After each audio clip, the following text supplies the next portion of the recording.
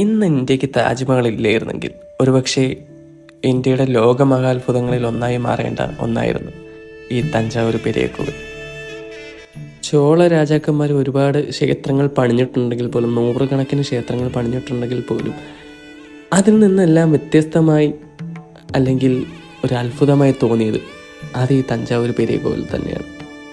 1000 വർഷങ്ങൾക്ക് മുമ്പ്, അതായത് ടെക്നോളജിയൊക്കെ വളരുന്നതിന് മുമ്പ് പോലും ഇതെങ്ങനെ പണിഞ്ഞു, അത് ഇന്നും ഒരു മഹാത്ഭുതം തന്നെയാണ്. ആ ക്ഷേത്രത്തിൻ്റെ നിഴൽ പോലും നിലത്ത് പതിക്കാത്ത രീതി അത്രയും ഉയരത്തിൽ പണിഞ്ഞത് അതിന്നും ഒരു മിസ്റ്ററി തന്നെയാണ്. അങ്ങ് 2000 കിലോമീറ്റർ അങ്ങ് കിടക്കുന്ന താജ്മഹൽ മാത്രമാണ് മഹാത്ഭുതം എന്ന് കരുതലും. ഇവിടെ നമ്മുടെ തൊട്ടടുത്ത് തമിഴ്നാട്ടിൽ കിടക്കുന്ന തഞ്ചൈ പെരിയ കോവിൽ, അതും നമുക്കൊരു മഹാത്ഭുതം തന്നെയാണ്. പവന ജസ്തുതി പാത്ര പവന ചരിത്ര പവന ജസ്തുതി പാത്ര പവന ചരിത്ര